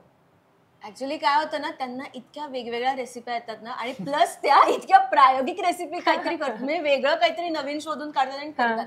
त्यामुळे मी काही सांगण्यापेक्षा त्यांचंच असतं की यावेळेस आता हे केलंय, हा आता हे तू एकदा खाऊन बघ, हे कधी खाल्लंयस का? जसं आता रिसेंटली झालं ते घुट काय एक प्रकार होता, घुट नावाचा प्रकार, डाळीचा तो एक प्रकार, जो मी आयुष्यात आतापर्यंत आज कधीच खाल्ला नव्हता. डाळ असते. घुट काय असतं? तर त्या म्हणलं अगं तू खाल्लं नाहीयेस, त्यांनी ते खास बनवलं. आम्ही गेलो होतो आता पुण्यात. धनसाक नावाचा प्रकार आहे, पारशी प्रकार आहे. धनसाक ची ग्रेव्ही असते. धनसाक पण आई खूप छान करते. वांग्याचं भरीत मला वाटतं आपल्या दोघांना आईच्या हातचं आवडलं. तुला कृतिकाच्या हातचं काय आवडतं? तिच्या हातचं ऍक्च्युली ती खरं सांगायचं तर चांगला करते स्वयंपाक आणि खूप करते. गन पॉइंट वर ठेवल्यासारखं बोललंय, चांगला करते. तिच्या हातचं मला विचार करून माझ्या असं खूप काही स्पेशल असं काही नाही, पण काहीतरी एक असेल स्पेशल असं नाही, पण काहीतरी एक डाळ विचार छान साधं वरण भात, साधारण भात ती खूप छान करते, भाज्या सगळ्या चांगल्या करते. मॅगी. मागे हसलायस ना, आठवतोय तो. बघ ना. नाही, वांग्याचं भरीत तिने चांगलं केलं होतं आणि आंबट गोड वरण आमटी तिच्या हातची. पण ती ऍक्च्युली आईंच्याच हातची भारी असते. पण तरी पण हा तुझ्या हातची पण आवडते मला. कृतिका कधी चिडते का? कारण ती दिसायला एवढी गोड आहे, आम्हाला वाटत नाही ती कधी चिडत वगैरे असेल तुझ्यावर. कशी वागते चिडते तेव्हा? बोलतच नाही, अजिबात नाही बोलत. म्हणजे शांत होती ती, खूप शांत होते आणि आतल्यात अशी धुमसत राहते अशी. नंतर ब्लास्ट होतो, खूप क्वचित होतो कधीतरी. तिला ते बरोबर तो सोक रागाचा गोळा असा ती बरोबर गिळू शकते. तिच्याकडे ते टेक्निक की आलेला राग असा ती शांत, कारण तिला बरोबर तो कंट्रोल जमतो. काही लोकांना तो कंट्रोल येत नाही. राग आल्यानंतर आपल्याला असं होतं की काही लोक म्हणजे माझ्यासारखे काही की त्यांना असं वाटतं की सॉर्ट आउट करा गोष्ट आणि पुढे चला आयुष्यात. पण तू खूप चिडचिड करणार आहेस का? हो, म्हणजे तू विचारतेस की सांगतेस? मला नाही माहिती, मी विचारते. पण तरी तुला असं वाटलं ना की हा असेल? नाही, मला नाही वाटत आहे म्हणून मी तुला विचारते. म्हणजे तू आता एवढ्या वेळ जे हसून वगैरे बोलतोस त्याच्यावर छोट्या छोट्या गोष्टीत उगाच चिडचिड होती तेवढ्यापुरती असते. ओके, म्हणजे की आता खिडकी उडी राहिली आणि डास आले, माझं होतं अरे यार कशावरही चिडतो तो, काही असं तेवढ्यापुरतच माझं की अरे यार शेट पाणी आहे. अरे ठीक आहे, आता जाऊन तू घेऊन येऊ शकतोस पाणी, आतल्या खोलीत किचन इथे जवळ आहे, असं त्याचं छोट्या छोट्याच्या काही असतं. पण अशी एखादी पण विरुद्ध आहे स्वभाव. अच्छा, स्वभाव विरुद्ध. पण हा नाही, पण राग म्हणजे मला जेव्हा राग येतो कमी वेळा येतो, पण जेव्हा येतो ना त्याचं प्रमाण खूप असतं, म्हणजे ते इंटेन्सिटी खूप असते. त्यामुळे खरं तर ह्याचा राग एक वेळ परवडेल असं मी, कारण माझा लगेच जातो. तो येतो जातो, दोन शब्द काहीतरी बोलले जातात, संपतं. पण माझं जे ना माझं जरा हानिकारक आहे, त्यामुळे खरं तर त्यामुळे मी तिला राग येऊ देतो. हे काळजी घेतो की तिला राग येणार नाही. आता हे 7 वर्ष झाली आहेत आणि 4 वर्ष आधी 12 वर्षामध्ये अशी एखादी गोष्ट कोणती असेल ना जी रोमॅन्टिक केली एकमेकांसाठी? एखादा व्हॅलेंटाईन्स डे आलाय तर अभिषेकला सरप्राईजेस देऊया किंवा कृतिकाला बर्थडेला सरप्राईजेस. हा प्रश्न माझा असा बघतो असं का मी काहीतरी वेगळं विचारतो. मी आठवतो की आपण कधीच काय केलं नाही. मी उलट तिला असं म्हणणार होतो, तुझ्या मनात जे येईल ते बोल, की हे तू केलंस का ते मी 12 वर्षात केलं असेल. असं काय केलंय का एकमेकांसाठी? असं काही किस्सा आहे का? खूप वेळा. कृतिकाने एकदा माझ्यासाठी एक असं छान पूर्वी बुक तयार केलं होतं, ज्याच्यामध्ये तिने आमचे जुने फोटोग्राफ्स, त्याच्यावर काही कविता तिला वाटतात तशा माझ्याबद्दल असं एक केलेलं छान, मला असं एक मोठं स्वतःच्या हस्ताक्षरातलं पुस्तक दिलं होतं तिने मला. तर ते अजून आहे, मी विसरले होते, माझ्या लक्षात आहे, मी ती जपून ठेवली आहे वही. तसंच छान तिने ती वही स्वतःच्या हस्ताक्षरात लिहून जुने फोटोज आणि किती महत्वाचे आहोत आपण एकमेकांना याबद्दलचं तिने असं खूप पर्सनल छान लिहिलंय. कृतिका काय सांग, अभिषेकने काय केलंय? मला माझंच आठवलं नाही, मला त्याचंही आठवत नाहीये. काय केलंस रे? इथे घेऊन आलो आज. हे छान केलं. पण हा, मागच्या दिवाळीत त्यांनी अचानक जाऊन मला न सांगता परस्पर जाऊन सोन्याचे कानातले घेऊन आला होता. आणि मला असं की अरे का, आणि कारण मुळात एक पाडवा गिफ्ट म्हणून, पण असं झालं की आता गरज नव्हती अभिषेक, कशाला एकदम एवढा खर्च का करतोयस तू, म्हणजे ती अमाऊंट मला माहित नाही, पण तरी सुद्धा की कशाला उगाच हे केलं. आईला विचारलं मी की मी असं असं घेऊ काय, म्हणली की हो तुझ्यावर आहे, तू ठरव काय करायचं. आणि मला असं झालं की एखादा छानसा दागिना घेऊयात कृतिकासाठी, कारण कधी घेतला नव्हता. नेहमी असं वाटायचं की घेऊयात असं इतका मोठा आणि छान म्हणजे नॉर्मल गिफ्ट दिले असतील, पण सोन्याचं वगैरे देता नाही आलं. असं मला यावेळेला मला वाटलं की आपण तेव्हा मला असं धक्का बसला, म्हणजे बापरे. यावेळेला किमतीचा विचार नाही करायचा, गोष्ट आवडते की नाही त्याचा विचार. वा. एक शेवटचा प्रश्न ह्या सेगमेंट मधला, की 7 वर्ष झाले संसाराची, 12 वर्ष रिलेशनशिपची, असा कोणता गुण आहे जो तुम्हाला एकमेकांबद्दल खूप आवडतो आणि आज जर एकमेकांना कॉम्प्लिमेंट करायचं झालं तर ते कसं करा? मी तर आज सकाळीच केलं की यार हे शिकण्यासारखं तुझ्याकडनं. त्याला लगेच विसरतो, नाही आठवत. सकाळी केलं काय, कसं सांगू पण आता ते नाही, म्हणजे मला एक फोन सांगण्यासारखी गोष्ट आहे ना. मला एक फोन आला आणि त्या फोनवर माझी कोणीतरी फिरकी घेत होतं ओके की अरे असं कसं तुझं हे काय ते काय, पण मी त्याला तेवढ्याच सहजतेने ट्रोल केलं आणि तेवढ्याच सहजतेने मी सुद्धा फिरकी घेतली. त्या क्षणी कमबॅक सुचणं. ओके मला ते एक त्याच्यातला गुण तो फार आवडतो की तुम्हाला पटकन बोलता यायला समोरच्याला कमबॅक आला पाहिजे, बोलता आलं पाहिजे, किंवा समोरचा जर तुमची उडवतोय हे तुम्हाला कळलं तर त्याला छान गोडीत त्याच त्याला पद्धतीने त्याच उत्तर पद्धतीने देता आलं उत्तर देता आलं पाहिजे, जे मला येत नाही. त्यामुळे मला असं झालं की कसला थोडं भारी बोललास यार वगैरे. म्हटलं क्लासेस आज सकाळची गोष्ट आहे आणि तू प्लीज म्हणलं ट्रेनिंग क्लासेस काहीतरी घ्यायला लाग, कारण माझं काय होतं कोणी जर असं फिरकी घ्यायला लागलं किंवा काहीतरी बोलत असेल तर मला असं होतं की हा, आणि आपल्याला घरी गेल्यावर आठवतं की अरे यार मी हे बोलायला पाहिजे. नंतर रात्री बित्री झोपायच्या आधी आठवतं की यार याचं उत्तर हे द्यायला हवं होतं, आपल्याला सुचलं का नाही तेव्हा, हे माझं नेहमी होतं. त्याला ते त्या क्षणी सुचतं आणि तो पण तुला बोलून माझ्या अख्ख्या स्वभावातलं हे आवडतं. आवडलं हे आवडतं मला आता तिने विचारलं रे हे हजर जबाबीपणा आवडतो, बाकी काहीच नाही. नाही नाही, काळजी घेतो तो खूप, तेही आवडतं, खूप केअरिंग आहे. हा तुला आठवायला का लागतं मला कृतिका हे जे कॉम्प्लिमेंट करते हे खूप आवडतं. म्हणजे माझ्या स्वभावातलं तर नाही काही वेगळं. कृतिकाचा स्वभाव ती खूप खूप टिपिकल आहे, पण ती खूप समजूतदार आहे. तिच्यामध्ये अंडरस्टँडिंग लेवल खूप चांगली आहे. तिला त्या त्या वेळी त्या त्या टप्प्यावर कुठल्या गोष्टीला महत्व द्यायचं आहे हे तिला बरोबर कळतं. बाकीच्या गोष्टी ती खूप छान पद्धतीने फिल्टर करू शकते. म्हणजे तिचा फोकस खूप क्लिअर असतो की आता आपल्याला यावेळी एवढंच काम करायचंय, बाकी कुठलेही विचार डोक्यात ती न आणता पूर्ण कॉन्सन्ट्रेशनने तिचं काम आणि त्याच्यावरच्या फोकसने ते काम करू शकते.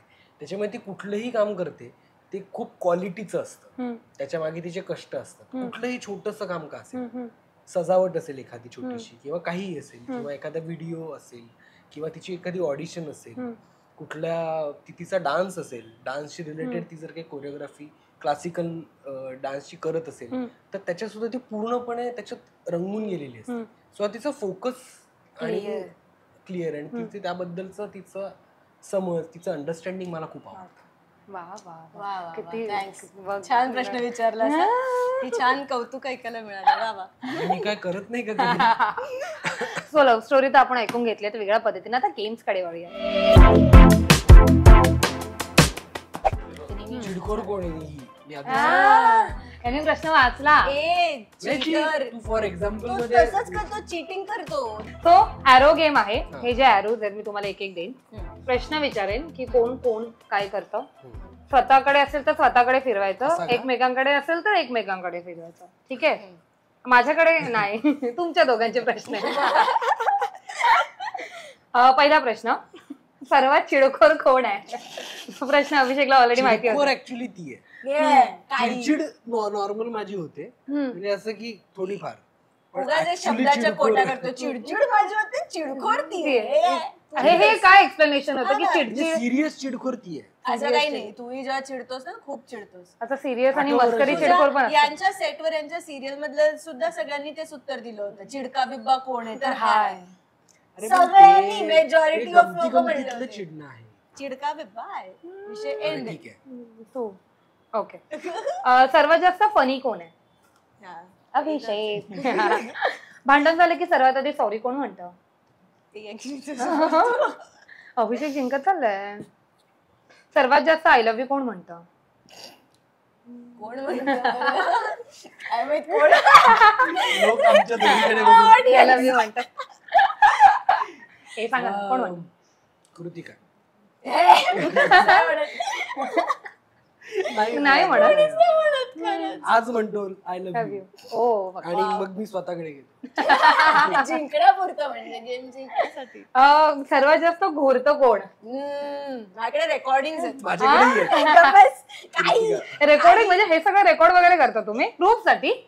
चिडवायला की बघ केवढी बोलत आहे ही, आणि तुझ्या गौरवामुळे मला झोप नाही लागली. आणि डॅश डोकं सिंक मध्ये घोरत असतं. किती खोटं बोलतोय हा. सगळ्यात जास्त खोटारडा कोण आहे? हे खोट आहे, तो घोरतो. सर्वात जास्त रोमॅन्टिक कोण? एकमेकांकडे. नाही मी मग तो आधी का तिच्याकडे यायचा गेला? पहिले का उगाच मन राखायचं. असं आलं की मन राखायला काहीतरी तिला देऊया. काहीतरी देऊ. हो, असं. सर्वात जास्त फिल्मी कोण आहे? फिल्मीगिरी कोण करतं? फिल्मी पण हाच आहे. शी बाबा मी काहीच नाहीये. काहीच नाही. Just the boring कोण आहे? सेन्स ऑफ ह्युमर कोणाचं चांगलं आहे?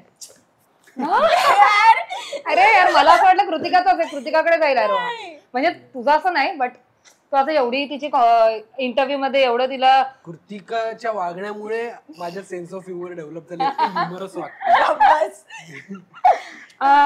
सर्वात जास्त आळशी कोण आहे? एक आलेला आहे, एक आलेला आहे. काहीतरी आलं. शेवटचा प्रश्न, जास्त मॅच्युअर कोण आहे? सर्वात जास्त. नाही पण मी दुसरं मी पण ऍक्च्युली थोडा अजिबात 50-50. आज कळेलच सगळ्यांना. सो हा गेम झालेला आहे, अभिषेक जिंकला. हो, अभिषेक कृतिका. ऍक्च्युली आता एक दुसरा गेम, अजून एक गेम आहे तुमच्यासाठी. ओके ॲरो नाही नाही ह्याच्यामध्ये ॲरो नाही. तो एक असा गेम आहे, दमशराज ऍक्टिंग करायची तुम्हाला. तो अभिषेकला मी काही कृतिकाचे मूवीज, सिरियल्स असे काही सांगेन आणि त्याची नावं बघून त्याप्रमाणे तू तिला ऍक्टिंग करून दाखवायचं आणि तू स्वतःचे मूवीज ओळखायचे. Okay, first.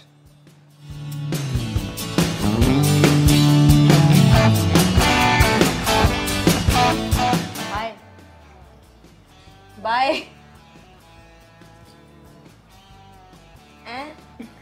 काय driving Thums up by.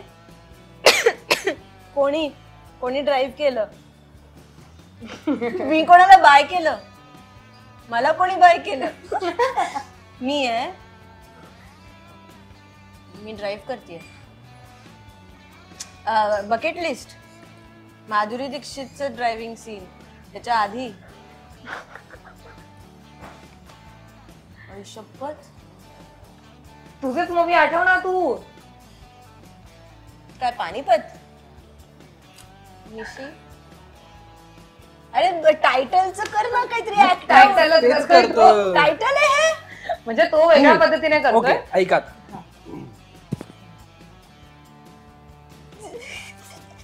Driver, front seat, back seat, passenger, खिडकी पलीकडे हायवे.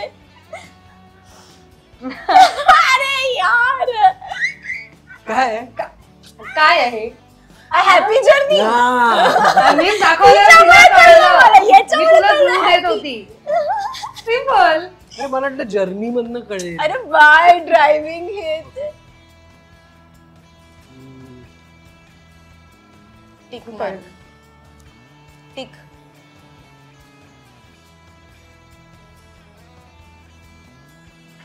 अच्छा अच्छा बकेट लिस्ट. बकेट दाखवलं. कम्प्युटर, हार्ट, इंटरनेट वाला लाव. अवघड आहे करायला काहीतरी. थोडं हार्ट, प्रेम. प्रेम हे इझी होतं. थोडं अक्षर सांगून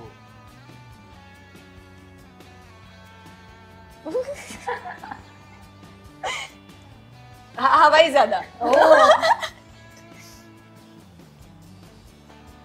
हा हे पानिपत आहे. ही तलवार होती. इझी होते. मी मगाशी चुकाच. आता कृतिकाला तुला कसं दाखव. हा इकडे दे. कोण आहे तुझं कृतिका नाव आहे त्याच्या खाली. हा ओके. पसंत आहे मुलगी. अभिषेक तू का बघितलं? नाही बघितलं मी, असं तुक्का मारला. नाही मला असं वाटतंय त्याने इंटरव्ह्यू करते काहीतरी राहू दे ना अभिषेक.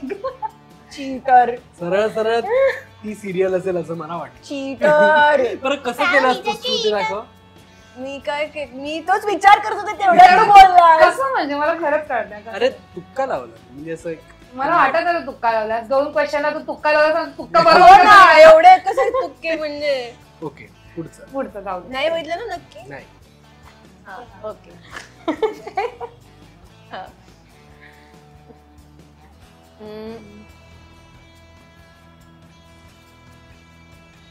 मी लहानपणी कोण होतो? सॉरी नाही. कसं दाखवू पहिला शब्द?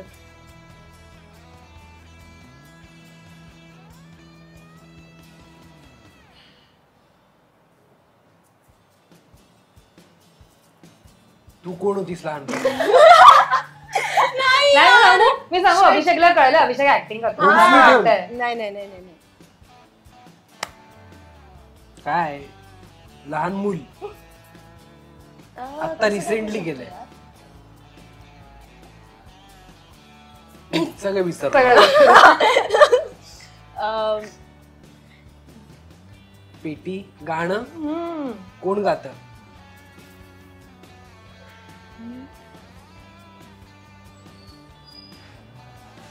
काय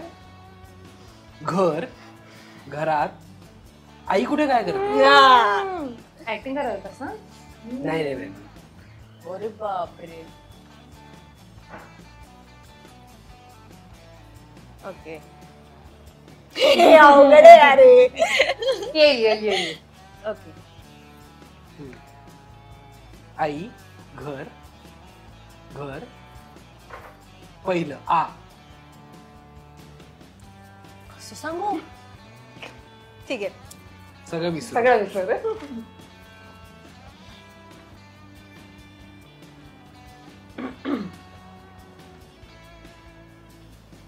घरी लिहायची जागा नाही. शिट यार, तू डान्सर पण नाहीयेस, नाही तर कथकच्या मुद्रेने सांगितलं. हो ना, मी तेच की कसं दाखवते. हे सगळं जग, सृष्टी, वातावरण, छोट घरातलं वातावरण, घराच्या बाहेरचं वातावरणाला काय म्हणतात?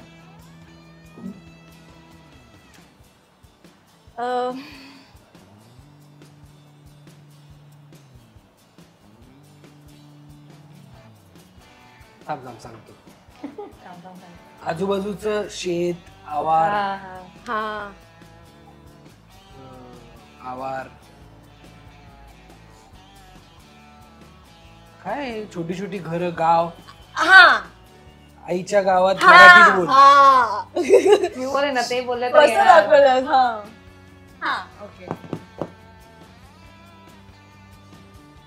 सूर्य, सन,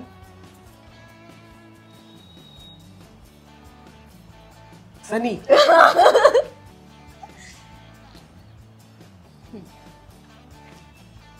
होम स्वीट होम. लास्ट आहे शेवटचे लास्ट आहे ना. बापरे, मला कळलंच नाही हे काय नक्की. फोमो. मिसिंग आउट कसं दाखवूया आता? काहीतरी विसरलोय आपण, मिस आउट करतोय असं. मजा आली. फक्त अभिषेकने थोडीशी चिटिंग केली आहे. पहिला अंदाज लावला, चिटिंग वाटली. फर्स्ट राऊंड चिटिंग होती. हळूच नाही. ठीक आहे, आता आपण लोचाकडे वळूया. तो लोचा कधी आयुष्यात झालाय का? एवढ्या वर्ष झालेत, काहीतरी लोचा झाला असेल, आम्हाला सांगा. लोचा आमच्या लग्नाच्याच वेळी झाला. हा, मगाशी तुम्ही तसं म्हणालात तसं. हा, तर आमची लग्नाची तारीख ठरली 12 जानेवारी. आणि तुला माहितीये, म्हणजे सगळ्यांनाच माहितीये की आम्ही तेव्हा पूर्णपणे या सृष्टीकडे, या क्षेत्राकडे, चित्रपट सृष्टीकडे वळलो होतो की जे काय असेल ते यातूनच करायचं, बाकी कुठलंच काम आम्ही करत नव्हतो. सो येईल ते काम आपलं मानायचं आणि ते करायचं, वाटेल ते असलं तरी. कारण काही बेभरोशाचं फील्ड आहे, तुमच्याकडे कधी काम येईल माहित नाही. तर कृतिकाला फिल्म मिळाली बकेट लिस्ट नावाची, आणि त्याच्यामध्ये माधुरी होती, सुमित राघवन आणि असे अनेक कलाकार होते.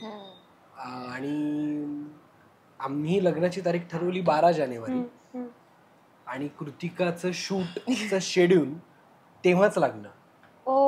तर आम्ही तोवर सगळं ठरवलं होतं लग्नाचं. हॉल बुक केलेला होता. रजिस्ट्रार जे होते, ज्यांनी जे आमच्याकडनं सह्या घेतल्या, येणार होते. सगळ्या मित्रमैत्रिणींना आमंत्रण ज्यांना पाठवली होती ती सगळ्यांना सांगितलं होतं एक दिवस आधीपासून या वगैरे, असं सगळं ठरवलं होतं. केलं होतं. आणि ते झाल्यानंतर कृतिकाचा मला फोन आला की अरे, मला प्रोडक्शन मधनं सांगितलंय की 9 तारखेपासून तिकडे जायचंय. आम्ही ठरवलं 12 तारखेला, आणि त्या चित्रपटाचं शूटिंग बकेट लिस्टचं त्या दिवशीच करायला लागणार आहे. कारण सगळे जे सिनियर कलाकार आहेत ते नंतर अवेलेबल नाहीयेत.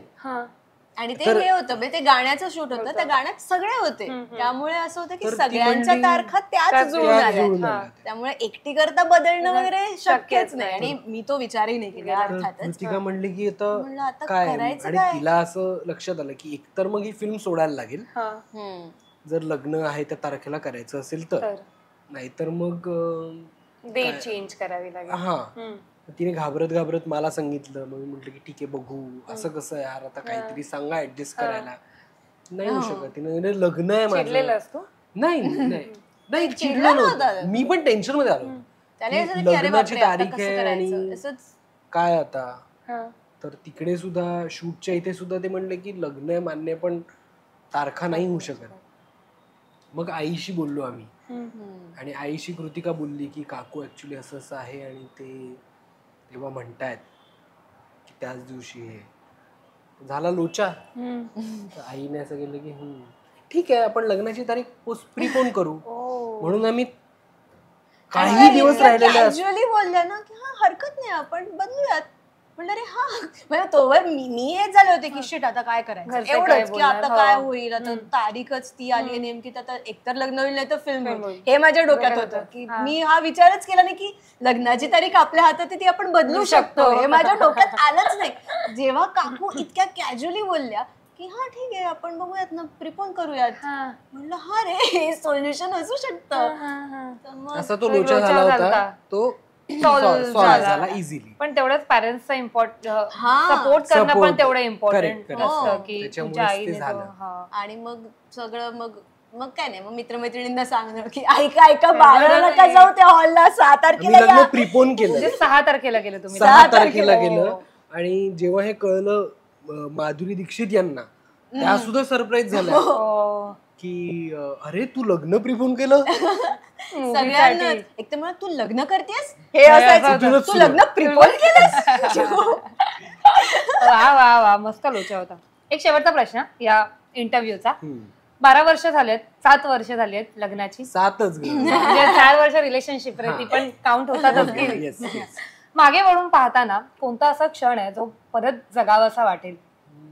खरं तर प्रत्येक क्षण आहे पुन्हा पुन्हा जगावासा वाटेल, पण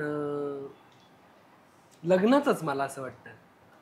सह्या केल्या आणि माईकवर अनाऊन्स करायला लागतं रजिस्टर लग्न करताना की कृतिका प्रफुल्ल देव हिच्याशी मी अभिषेक देशमुख लग्न करत आहे. आणि तेव्हा सगळेजण छान म्हणजे असे त्यांनी एक छान सगळे मित्रांनी असा जल्लोष केला आणि फुलं टाकली आणि सगळे खुश होते. सगळ्यांच्या चेहऱ्यावर आनंद होता, कृतिकेच्या चेहऱ्यावर आनंद होता. तर तो क्षण लग्नाचा मला असं वाटतं की जगावासा वाटतो. कृतिका काय सांगशील? मलाही खरं तर म्हणजे असं खूप वेगवेगळ्या छोट्या छोट्या गोष्टी की मे बी म्हणजे अजून विचार केला तर आठवतील. खरं तर आता मला तो आठवला. मला असे खूप मल्टिपल वेगवेगळे म्हणजे एक डे टू डे ह्याच्यामध्ये येतात की आपण ते आता ते कॅफेच नेमकं बंद झालं. आम्ही पुण्यात एका कॅफेला जायचो जे असं थोडंसं टेकडीवर होतं, ते नंतर बंदच झालं. तर ते जर असतं प्रभात रोडवरचं होतं, पण ते एक चांदणी चौकातलं पण जे होतं की तिथे आम्ही असं काही म्हणजे तेव्हा खरं तर काही नव्हतं आमच्याकडे, म्हणजे नव्हतं म्हणजे फायनान्शियली काय आम्ही काय खूप ग्रेट होतो किंवा कामाच्या बाबतीत आता एकदम वा आपण आता जाते अजूनही नाही त्या चालूच आहे स्ट्रगल.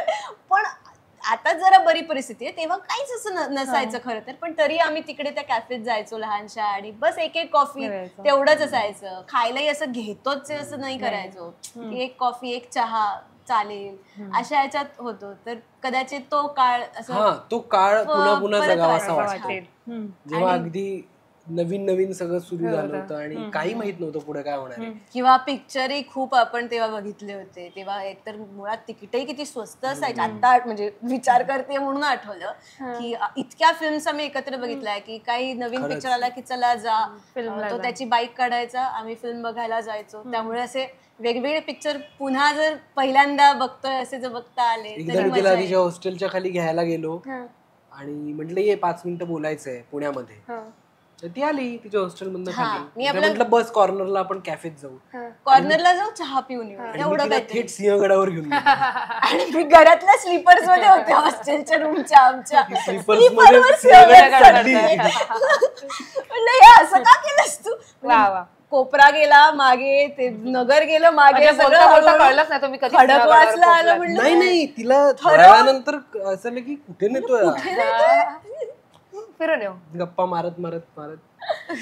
थँक्यू सो मच, खूप मजा आली. Thank you. तुम्हाला आमच्यावर इंटरव्ह्यू करताना कसं वाटलं आणि ओव्हरऑल मी हाय कोळीमध्ये आलं तुम्हाला कसं वाटलं? मी हाय कोळी मधले मेन्यूज सगळे खूप छान आहेत आणि आत्ता जे खाल्लं ते पण खूप छान होतं. खूप आवडलं मी हाय कोळी. आम्ही परत येणारच आहोत इकडे आणि इंटरव्ह्यू करून. स्नेहल थँक्यू सो मच, खूप मजा आली. थँक्यू लोकमत फिल्मी आणि सगळ्या टीमचं पण खूप खूप आभार. थँक्यू सो मच, खूप छान वाटलं. आमच्याकडून तुम्हाला एक छोटंसं गिफ्ट आहे. थँक्यू. जरा एक तू इतक्या वेळा मॅच्युअर म्हणलाय, मॅच्युअर मुलीसाठी सारखी थांबू का?